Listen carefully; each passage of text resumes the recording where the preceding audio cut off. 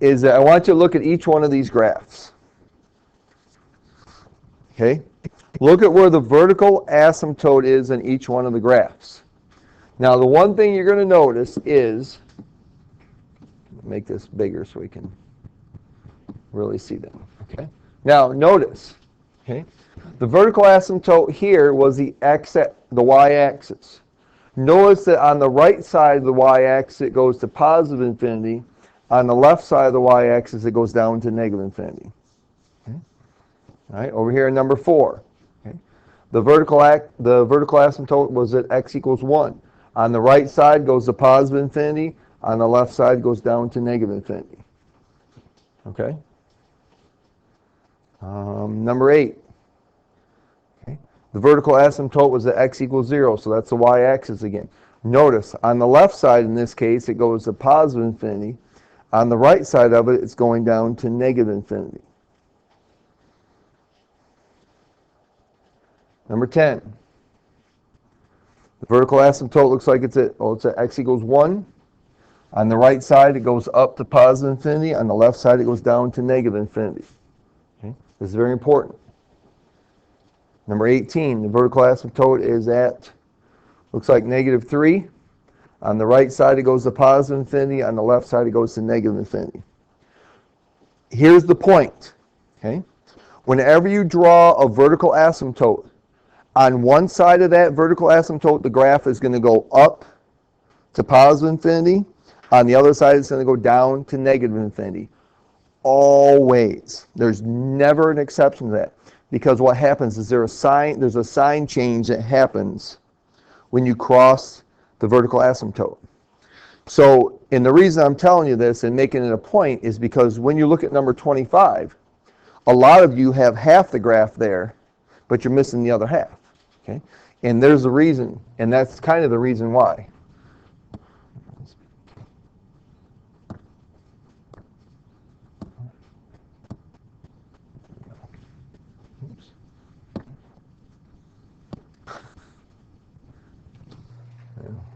Where is it? Oh, one more. Okay. All right, if we look at 24, all right, vertical asymptote on the right side, or vertical asymptote here on the right side goes to positive infinity and the left side goes to negative infinity.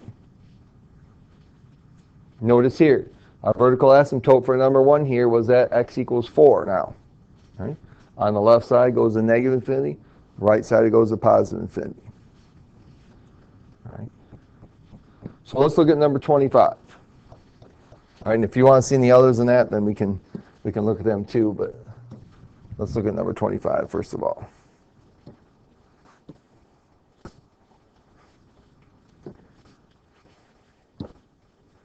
So they want us to identify zeros and vertical asymptotes for this function.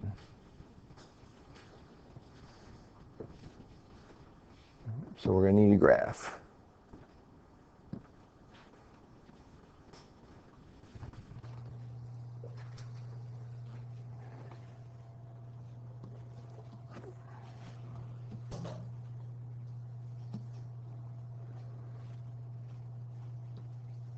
Okay.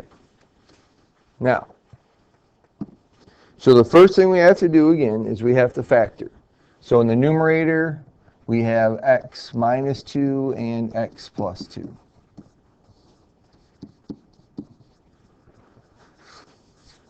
So we have zeros are at plus or minus 2, okay, where the numerator is equal to 0. And we have a vertical asymptote at x equals negative 3.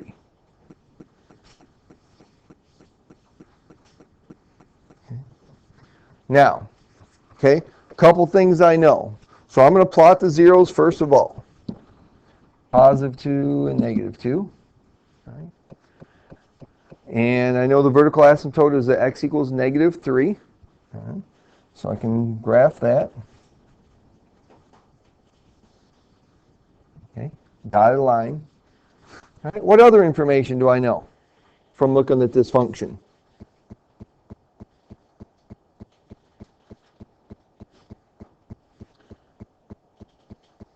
We know where the y-intercept is, right? The y-intercept is just the ratio of the constants. Okay, what's the constant in the numerator?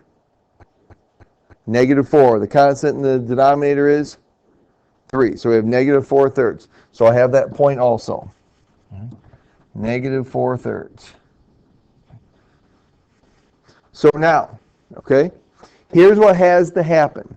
Okay, either this graph has to come from down here, go through that 0. Oops, there's not another 0 there, is there? Okay, so it can't come from down there, because if it did, it would have to do that. So this means the graph has got to come from up here. It's got to go through the 0, through the y-intercept, through the 0. And it's going to go off that way. Now, you don't know that. I know that as far as where it's going to end up. I mean, you may just think it just goes back up. All right? But I could plot a point there. Okay? But here's the thing, is I know since it went up to positive infinity on the right-hand side of the asymptote, it's got to come from down here on the left-hand side of the asymptote. Okay? The question is where? So let's look at our calculator, because this is what we need to pay attention to. There's got to be something on both sides of the asymptote. All right? And most of you only had something on the right-hand side, didn't have anything on the left-hand side. All right, so let's put this in our y equals. In the numerator, x squared minus 4. In the denominator, x plus 3. Okay. And in our standard viewing window of Zoom 6, we see just what I graphed on the right-hand side, but we don't see anything on the left-hand side. Now, the vertical asymptote is at -3, right? Okay. So I need to pick a number to the left of that. So I'm going to hit trace and type in -4. Okay, that's to the left of that asymptote, isn't it? Okay. Hit enter. I get -12. Oh, the point -4, -12. I can't see that because my window isn't big enough. So I need to go down, right? And since it went up to the right on the right-hand side of where that asymptote is, it's got to go down on the left-hand side of that asymptote. So I've got to make my window bigger. So let me see. I could go to my table. I could do this. I could put in -5. What do I get at -5? I get -10.5. Oh, whew, that's really close then. Right? So I just need to change my window. So my y-min needs to be smaller. So let's just try -20, see what that gets us. Graph it. Hey, look at that. I can see it now. Okay. So the point is that my window has got to be big enough. Okay. So on this graph I have here, my window is not big enough. I've got to be able to graph what? -4 is -12, -5, -10.5. Let's see, let's try -6. What do we get? -6 is -10 2/3, -7, -11.25. So we've got some numbers there we need to work with. Okay. So I need to change my window here. So I'm going to get rid of all that for a moment. Okay. Now you can do it on your calculator and then just transform it to your paper. But I've got to have a big enough window. So I need to make my window a little bit bigger. All right. And now I'm going to go up a little bit too.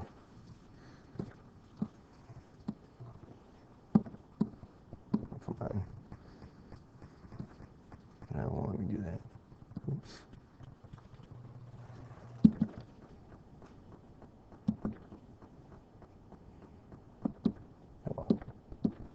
Okay.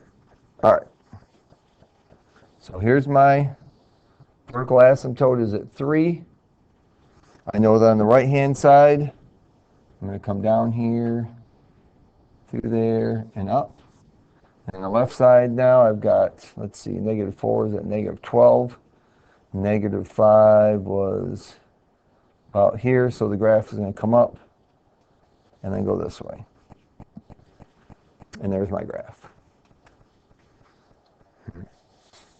But you've got to make sure that on both sides of that asymptote, there is graphs. Okay? There can't just not be anything there. So you need to make sure that you find it. Okay? Even if you don't see it, you've got to go find it. So today we've got two more things we're going to talk about with rational functions. Horizontal asymptotes, or I'm going to use the term end behavior here. Okay, we've talked about end behavior before, right? Okay.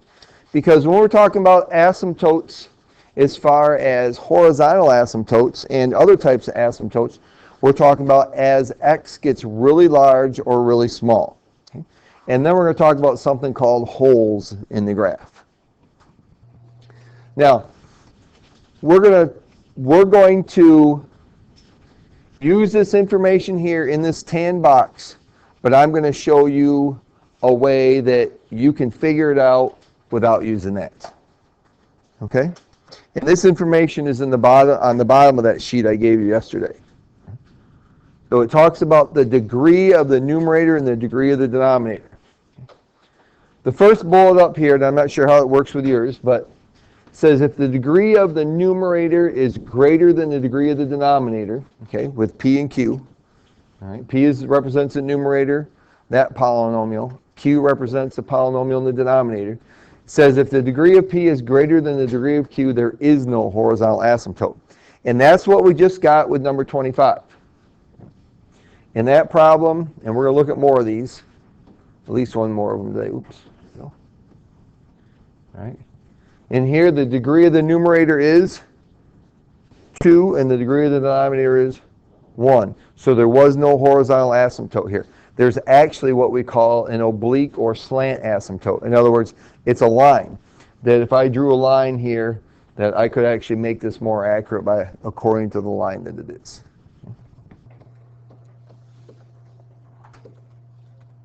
Okay. Says if the degree of the numerator is less than the degree of the denominator, the horizontal asymptote is the line y equals 0. Okay. All right, and that happens like if we had y equals 1 over x.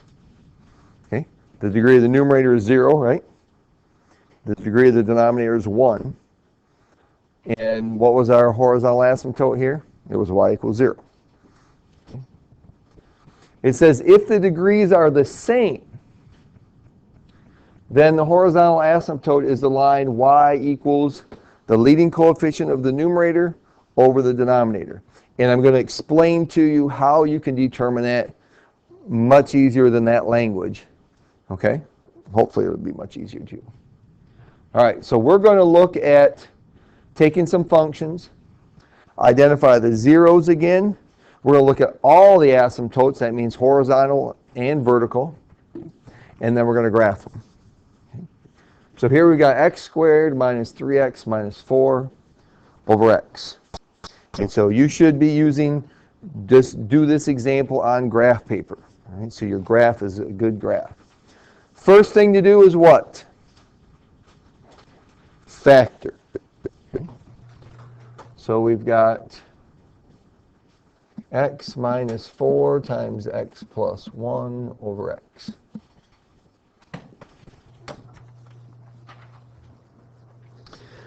Okay, and a reminder that the zeros are where the numerator equals 0. So Austin, where's the numerator equal to 0 at?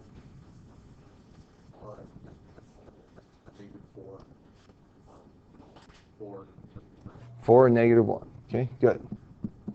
All right, Nolan, what's our vertical asymptote?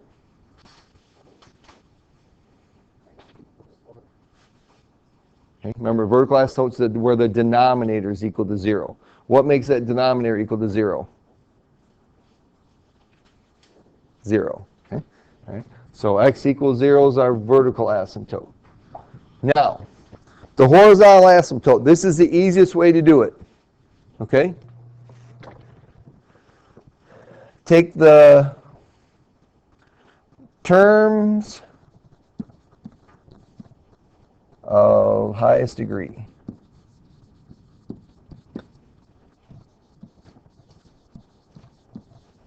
So what's the highest degree termed in the numerator? X squared. What's the highest degree term in the denominator? Okay, x. So what we're going to do then is we're going to do y equals x squared over x. What do I get when I simplify that? I get x, right? Okay. So because I've got x, right, there is no horizontal asymptote in this case. The asymptote is actually going to be a line. Now, we're not going to go over what that line is. That's something we'll do in pre-calculus for those of you who take it. Okay? But in this case, the asymptote is a line, so we'll say that there is none. And now I'm going to end up with a graph like the ones we were working on yesterday. Okay?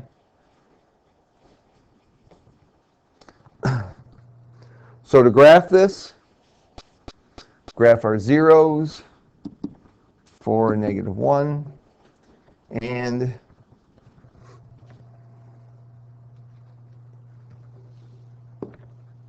my asymptote. Okay.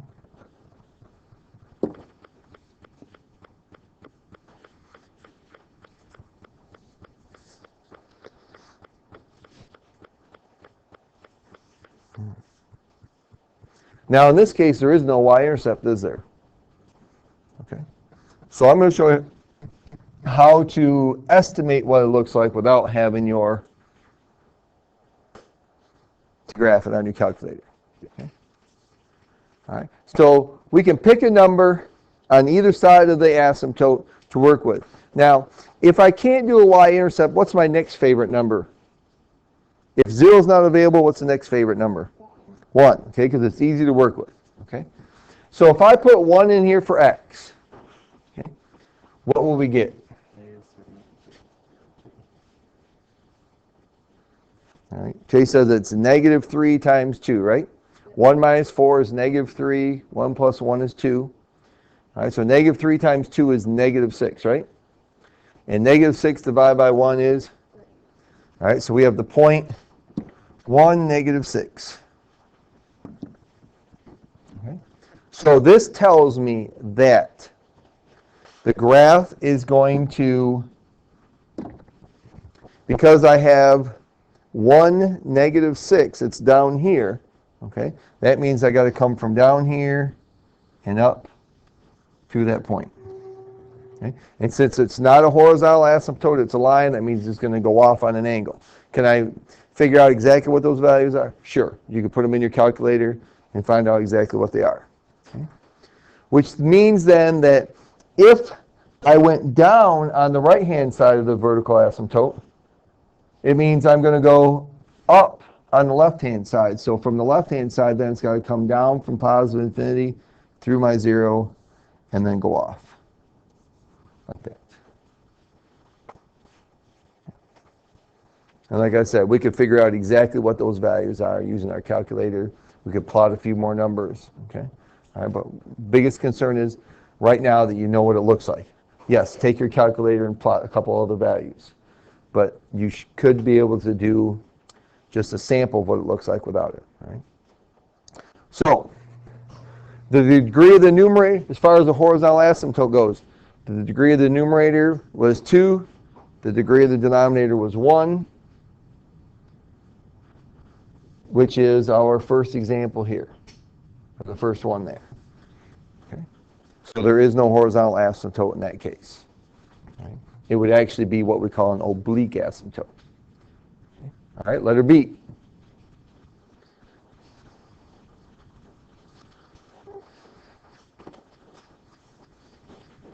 X minus 2 over x squared minus 1.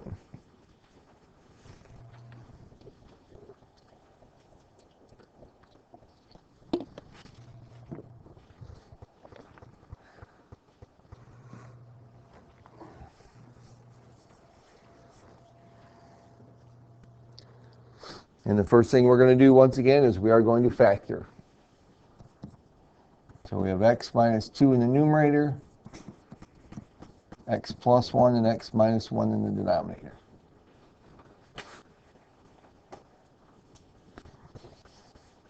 Okay. Stephanie, where are my zeros at? Okay, positive 2.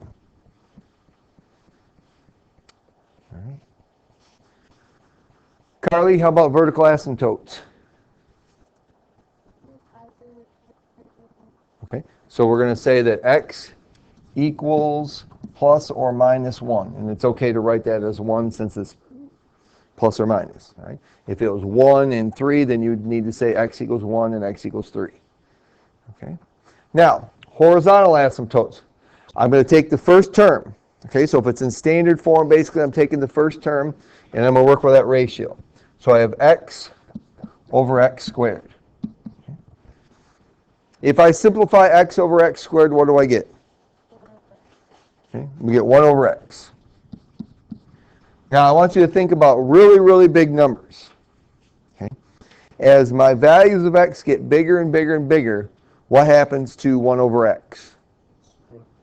Okay, as I keep dividing by bigger and bigger numbers, I keep getting smaller and smaller numbers, right? So those numbers are going to get closer and closer to what number? To what? To 0, okay? So in this case, because when I put in really, really large numbers, it's getting closer and closer to 0, the horizontal asymptote in this case will be y equals 0. So if you simplify this so that I get a variable in the denominator, then you know it's going to be y equals 0. And this is a situation where the degree of the denominator is greater than the degree of the numerator. Okay? All right? Okay, so let's graph those things. All right, we know we have a 0 at 2. We have vertical asymptotes at 1 and negative 1.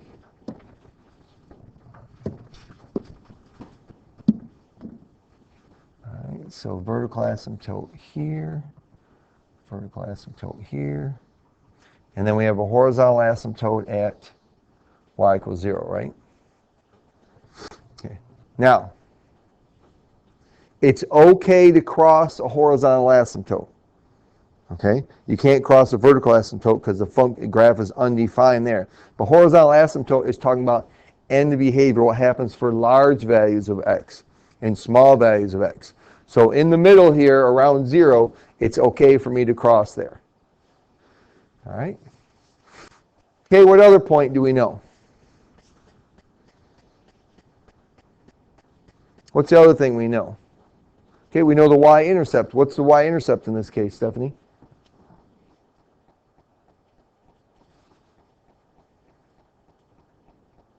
Negative 2 divided by negative 1, right? Okay, so it's positive 2. So I have this point here at positive 2. Okay. That's going to be interesting. Yes, Alasia. Why is there the 3 minus I? That's our horizontal asymptote Oh, at y equals 0. Okay. So we have to have a dotted line there on the x-axis. Now, okay, so is there a 0 between my asymptotes? Is there a 0 between the asymptotes? In this area in here, is there a 0 in here? No. So the graph does not cross the x-axis, does it? Okay? Which means then that this graph has to do this. Has to come down here, go through that point, go back up. Because I can't cross the asymptotes, and since there's no 0, I can't come down below it. Okay? If there was a 0 here, I'd come down below it too. Okay? All right, now, since I know, so then on the right-hand side, or on the left-hand side of x equals 1, the graph goes to positive infinity, right? So when I go over the asymptote over to this side of it, okay, I've got to be down here at negative 1, or down in the negatives.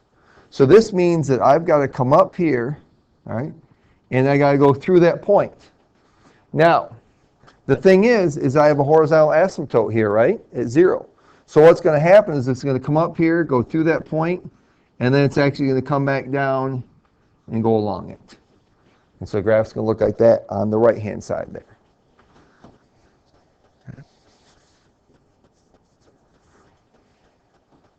Now, on the left-hand side, a negative 1 of that asymptote. Since on the right-hand side it went to positive infinity, and the left-hand side's got to come from negative infinity here. Since there are no zeros, that means when the graph gets up here, it's just got to curl along the asymptote. And that's what our graph will look like.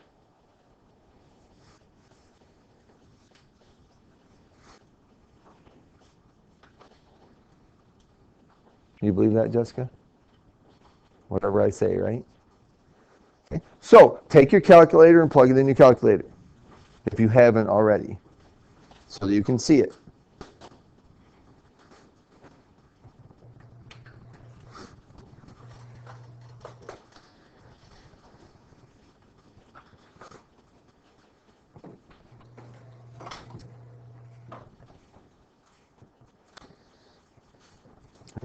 So once again, we can cross horizontal asymptotes, okay, because those are only talking about end behavior when x is very large or very small.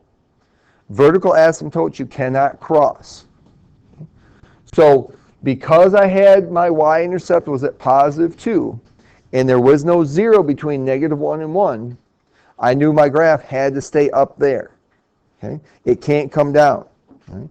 So that told me I've got to, when I draw this graph, it's going to be like a U-shaped between those asymptotes there. Okay? So then I said, okay, since I went to positive infinity with both of them, when I go to the right side or the left side of that, I have to start at negative infinity. So on the right-hand side, I start at negative infinity, I come up, oh, I have that 0 there. So I have to go through the 0, but my graph has to finish along the x-axis. So I've got to go up and through it and then come back down. Where in the left part of it, when it comes up, there is no 0, so it's got to stay below the x-axis there. Okay. All right, does that look like what yours does? Okay. So this was the case as far as horizontal asymptotes. The degree of the numerator was less than the degree of the denominator. All right, so we're going to look at letter C here on the check it out, and we're going to do it together.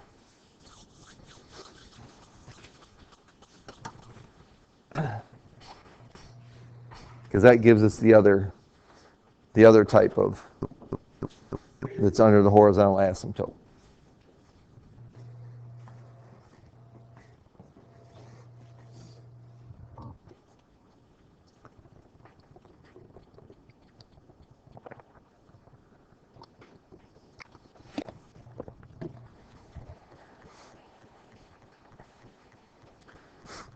Okay.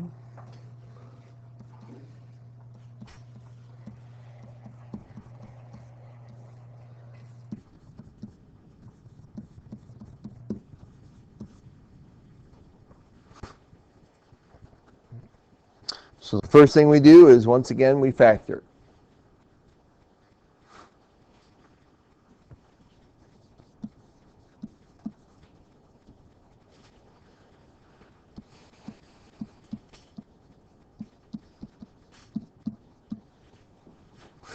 Okay. The zeros. 0 and negative 1/3.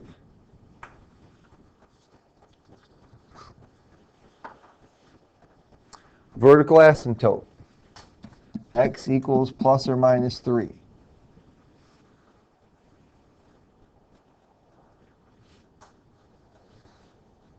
Horizontal asymptote. In the horizontal asymptote, we're going to look at those leading terms. The first term, in the numerator, it's 3x squared, and in the denominator, it's x squared.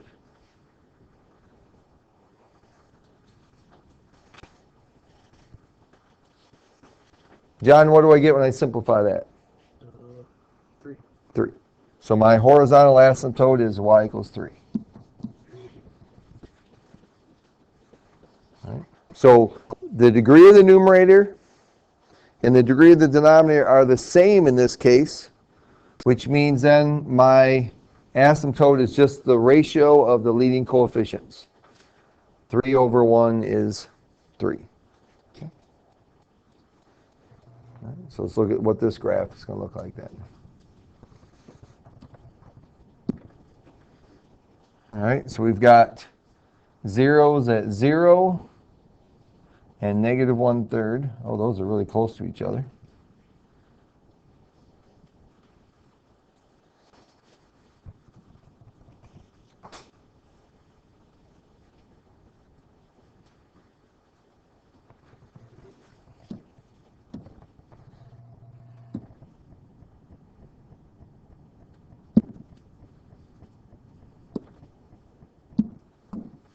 All right, our asymptotes, positive 3, negative 3 for my vertical, and positive 3 for my horizontal.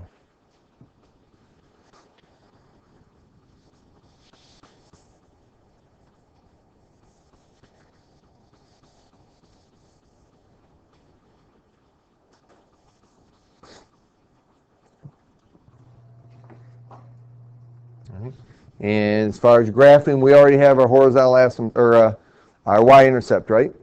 Is 0. Okay. Now, I know what this graph's going to look like. All right. Obviously, I do. But what tells me what it's going to do is these points right here where I have the zeros. Since there are 2 of them, that means the graph's going to come up, go through one, and then come back down through the other one. Okay, has to. Okay. So this means that my graph then is going to come from here, go through that, and back down somewhere. Okay. I don't know exactly what it looks like, but okay. Has to do that. It can't cross the vertical asymptotes. Okay.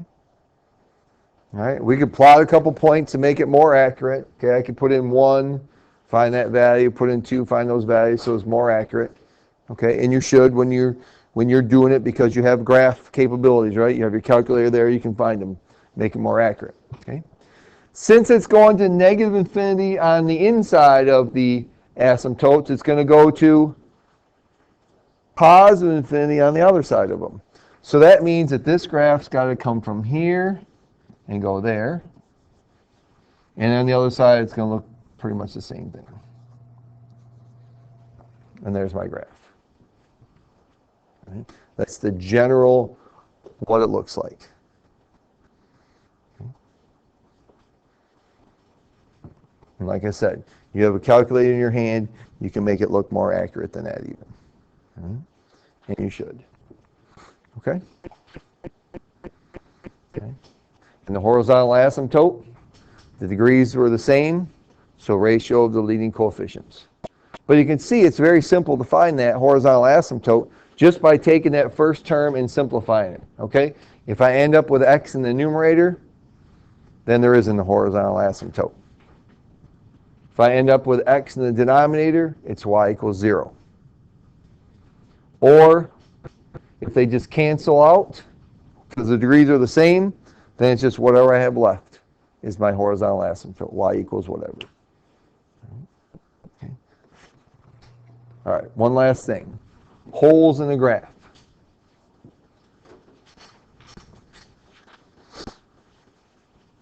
And when you have a hole is when you have a common factor in the numerator and the denominator. Okay. The holes are created when we have a common factor in the numerator and the denominator.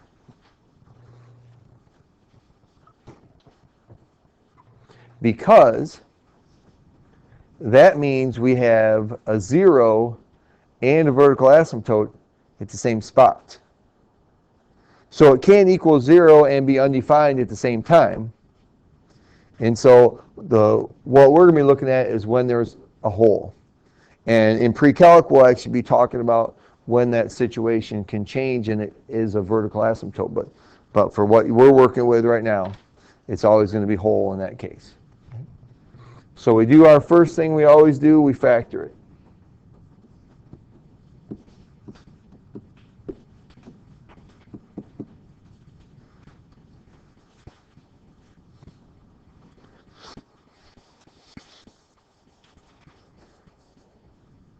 So according to this, we have zeros at 3 and negative 3, right? And we have a vertical asymptote at x equals 3. So I cannot have a 0 and a vertical asymptote at the same time. So that means that neither one of these are valid, okay, at 3. And so I'm going to have a hole at 3.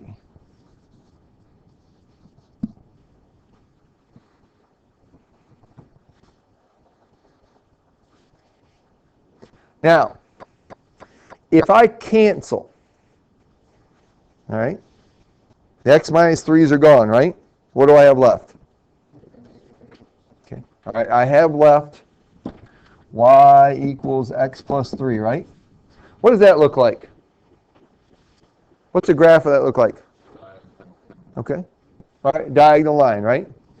Okay, so this diagonal line has a y-intercept of 3, right? And the slope is 1. Okay. So up 1 over 1, up 1 over 1. All right. Okay. So the graph would look like this, right? Okay. Except it says we have a hole at 3. Okay. So when I put 3 in there for x, okay, up in the y equals x plus 3, if I put 3 in there for x, what do I get? I get what? No. If you put in y equals x plus 3, okay, my simplified function, if I put 3 in for x, what do I get? 6, right? So my hole that I have is actually right here. Oops. It's going to be right here at the point 3, 6. So the graph is going to come down. It's going to go from the left, it'll go to that point, and then from that point on, it'll go up. But there's a hole there. Okay, it's undefined. So take out your calculator. Okay? And I want you to see this on your calculator. Okay? Graph the original function. Okay? Graph the original function. X squared minus 9 over x minus 3.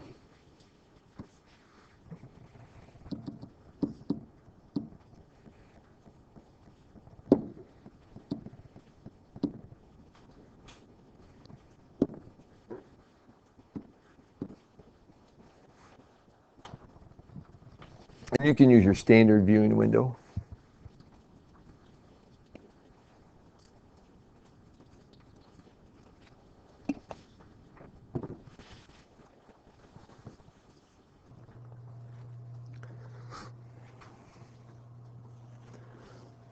Okay. Hit trace. Type in 3 and enter.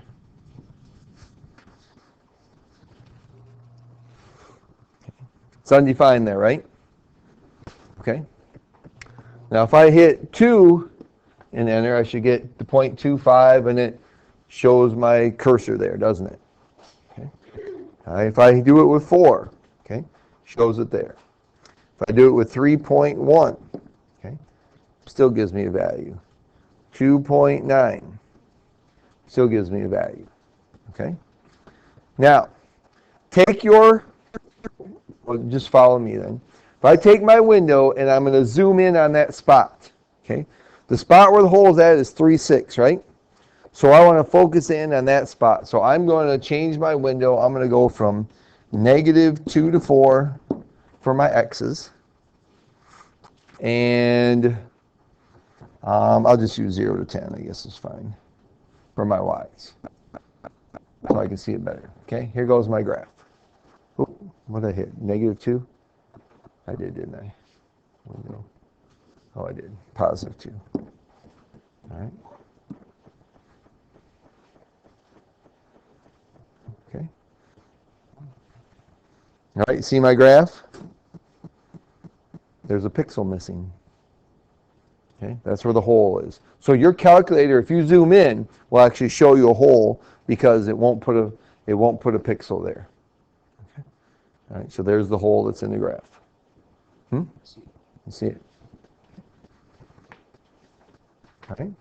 So All right, the new thing today, horizontal asymptotes or not, depend on the degree of the numerator and degree of the denominator. And then if I have common factors in the numerator and denominator, then we have a whole. And we have to graph that by putting an actual circle in that spot. So you can find the exact spot. Take your simplified version, plug in that number where the hole is at, and it'll tell you the exact point of where it's missing.